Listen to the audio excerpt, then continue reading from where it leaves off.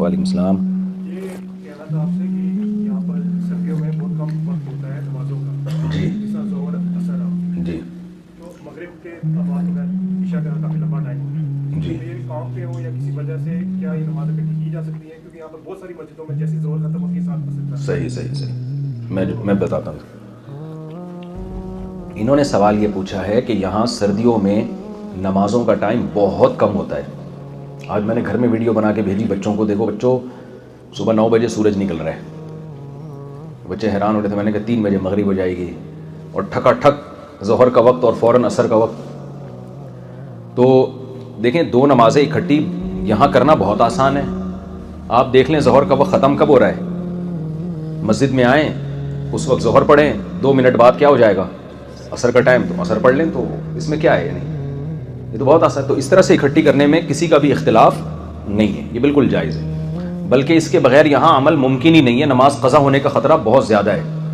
جس طرح کام پہ ہو یا کوئی اس طرح وجہ ہو تو ہم کر سکتے ہیں. کام پہ نہیں بھی ہوں تو بھی کر سکتے ہیں، کیونکہ اتنا شارٹ ٹائم ہے نا. یہ نہیں ہو سکتا. یعنی کیسے آپ اب یہاں لوگ، ہم نے بھی ظہر پڑھی، فوراً تھوڑی دیر میں عصر کا وقت داخل ہو گیا. اگر نہیں ہوتا آپ لوگ گھر جاتے تو پھر تو آنے میں عصر قضا ہو جاتی. لیکن جس طرح گرمیوں میں بہت لمبے ٹائم ہوتا ہے جی نہیں، اس میں نہیں. بغیر کسی عذر کے نہیں. نہیں کیونکہ انجینئر صاحب نے ایک بار یہ نہیں.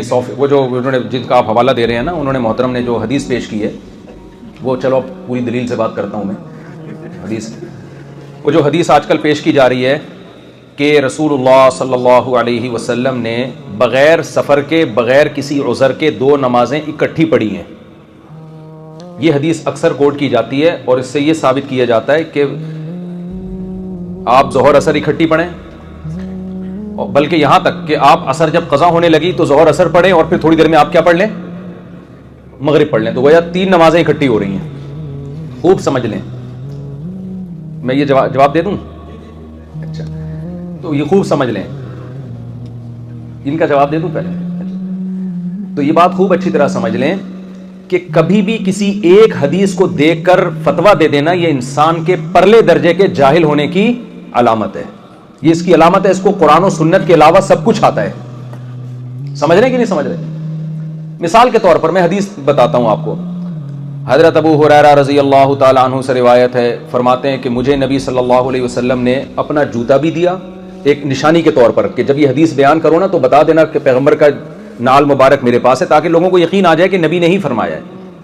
اور وہ دے کے مجھے بھیجا اور کہا کہ جو بھی ملے تم سے راستے میں اس کو یہ خوشخبری سنانا کہ من قال لا الہ الا اللہ دخل الجنہ، جو بھی لا الہ الا اللہ کہے گا جنت میں داخل ہوگا. حضرت ابو ہریرہ خوشی خوشی نکل گئے. بھائی ان کی قسمت کے سب سے پہلے ملاقات حضرت عمر سے ہوئی. ان کی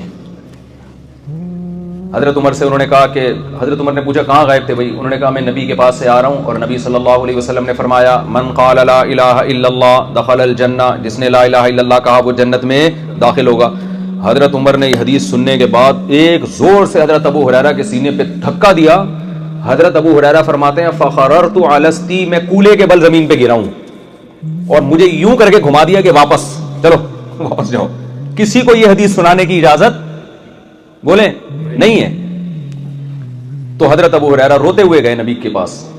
نبی نے پوچھا کیوں رو رہے ہو؟ آپ نے فرمایا کہ یا رسول اللہ آپ نے مجھے حدیث دے کے بھیجا اور عمر نے میرے ساتھ یہ سلوک کیا. اب بتاؤ ہمارے دور کا کوئی آدمی ہوتا ہم تو فوراً حضرت عمر پہ فتویٰ لگا دیتے کہ تو قرآن سنت کو نہیں مانتے. کیا خیال ہے؟ جیسی حدیث آ رہی ہے بجائے ماننے کے اس کو دھکا دے دیا انہوں نے.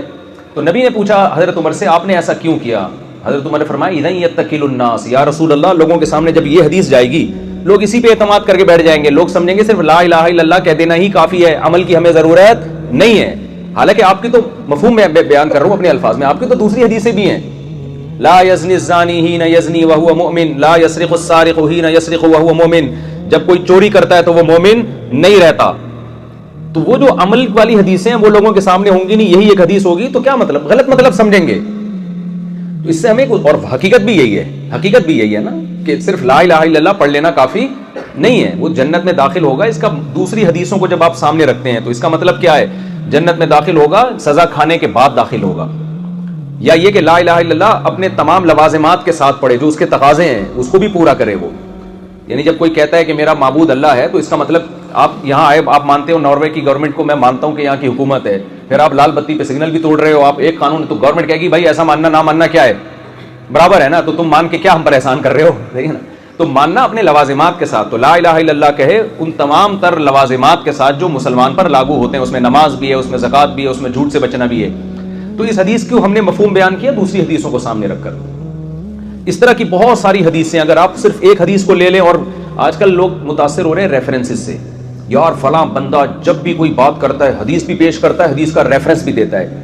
اتنا کافی نہیں ہے صرف حدیث اور حدیث کا ریفرنس. اگر اتنا کافی ہوتا تو یہ اسلامی یونیورسٹیاں کیوں ہوتی ہیں سعودی عرب میں, اور مدارس کیوں ہوتے ہیں انڈیا میں, پاکستان میں, مراکش میں, جو پوری دنیا میں صدیوں سے لوگ پراپر طریقے سے عالم بنتے آئے ہیں. تو اس کا مطلب ان سب چیزوں کی ہمیں ضرورت تھی نہیں. تو خوب سمجھ لیں, یہ جو حدیث میں آتا ہے کہ نبی صلی اللہ علیہ وسلم نے 2 نمازیں اکٹھی پڑھی ہیں, اس میں یہ کہاں لکھا ہوا ہے کہ ظہر کو عصر کے وقت میں پڑھا اور عصر کو ظہر کے وقت میں پڑھا؟ یہ کہاں لکھا ہوا ہے؟ یہ بھی تو ہے نا کہ ظہر ایسے اکٹھی کی جیسے آج ہم نے کی ہیں. ظہر ہم نے پڑھی ہے, تھوڑی دیر میں وقت ختم ہو گیا, عصر فوراً پڑھ لی, تو یہ بھی تو اکٹھی کر لی نا. یہ تعویل آپ کو کرنی پڑے گی, اس لیے کہ قرآن بار بار کہتا ہے ان الصلاۃ کانت علی المؤمنین کتابا موقوتا. آیت تو ایک ہے لیکن یہ مضمون بار بار بیان کیا گیا ہے کہ نمازیں مومنین پر مقررہ اوقات میں فرض ہیں.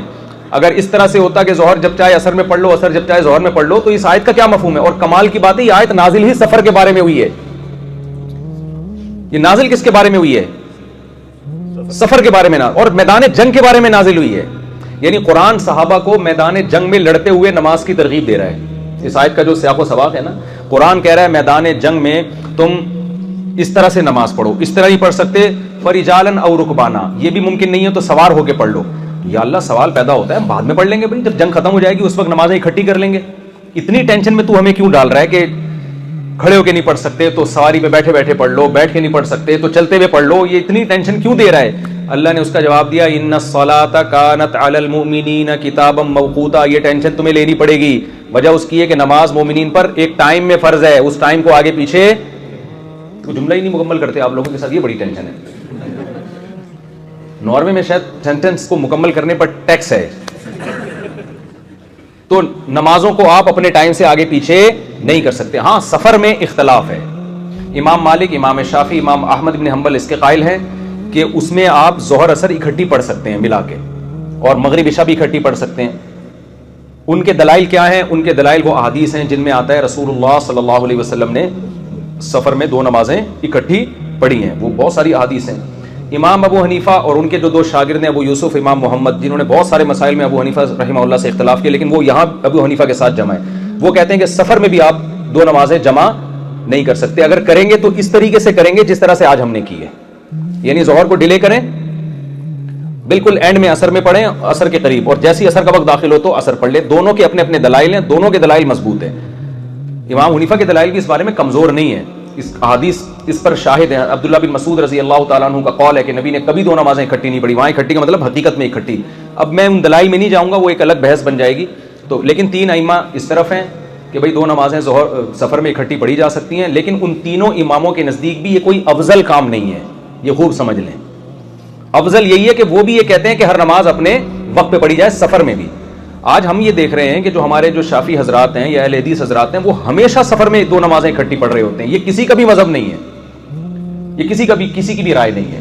وہ کہتے ہیں نبی صلی اللہ علیہ وسلم نے جو ائمہ سے منقول ہے, امام شافعی, امام احمد حنبل, اور سعودیہ کے جو مفتی تھے شیخ صالح ال عثیمین رحمہ اللہ, ان کا بھی یہ فتویٰ موجود ہے کہ یہ کرنا ثواب کا کام نہیں ہے. نبی صلی اللہ علیہ وسلم کی عام عادت یہ نہیں تھی کہ آپ 2 نمازیں اکٹھی پڑھتے تھے سفر میں بھی, بلکہ عام عادت یہی تھی کہ ہر نماز اپنے ٹائم پہ. کبھی کبھار آپ نے سفر میں جمع کیا ہے. تو دیگر تینوں ائمہ کے نزدیک تو حقیقت میں جمع کیا.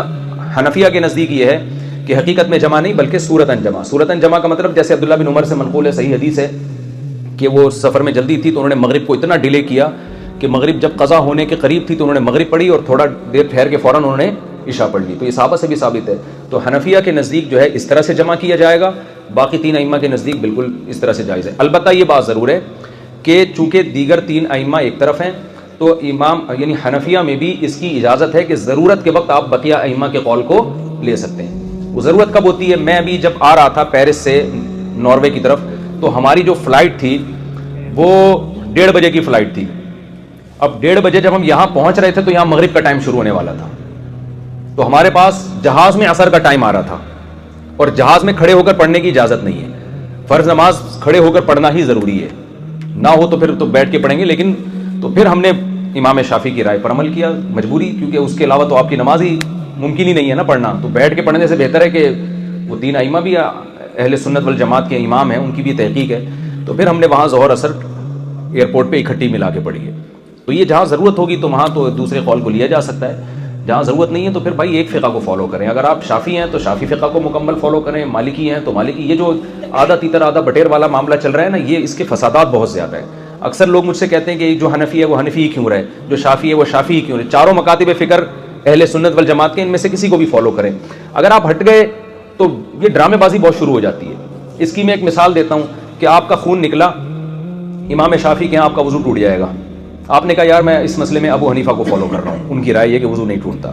تھوڑی دیر میں آپ نے بچی کو اپنی پیار کیا, امام شافعی کہتے ہیں عورت کو ہاتھ لگانے سے وضو ٹوٹ جاتا ہے. آپ نے کہا اس مسئلے میں کس کو فالو کر رہا ہوں. تو یہ دین جو ہے نا ایک اچار اور چٹنی کا وہ بن جائے گا, ٹھیک ہے نا. تو اس لیے آسان راستہ یہی ہے کہ آپ کسی بھی مکتب فکر کو فالو کریں جو اہل سنت والجماعت کے ہیں, کسی دوسرے پہ طنز نہ کریں. اور جہاں ضرورت ہوتی ہے تو وہاں تو علماء خود اجازت دیتے ہیں کہ ٹھیک ہے بھائی یہاں شافعی مسلک کی, ہم حج میں بہت سارے مسائل پر سعودی علماء کی رائے کو فالو کر رہے ہیں, کیونکہ وہاں فقہ حنفی پہ چلنا بہت مشکل ہے. اب سعودی عرب میں لوگ بسوں میں بیٹھتے ہیں, وہ لوگ تو ظہر اثر اکٹھی پڑھ رہے ہوتے ہیں, وہ اثر میں روکتے ہی نہیں. اب وہاں حنفیہ کو یہی بولتے ہیں بھائی اب یہاں اسی رائے کو فالو کرو, کیونکہ ایسا تو نہیں ہے کہ حنفیوں کے لیے الگ بس چلائی جائے اور شافیوں کے لیے الگ, ہے تو ایک عجیب سی چیز بن جائے گی. اب جب وہ بس ڈرائیور روک ہی نہیں رہا ہے تو اس سے کون الجھے گا, تو اس میں یہی ہے کہ ٹھیک ہے اسی رائے کو فالو کیا جائے.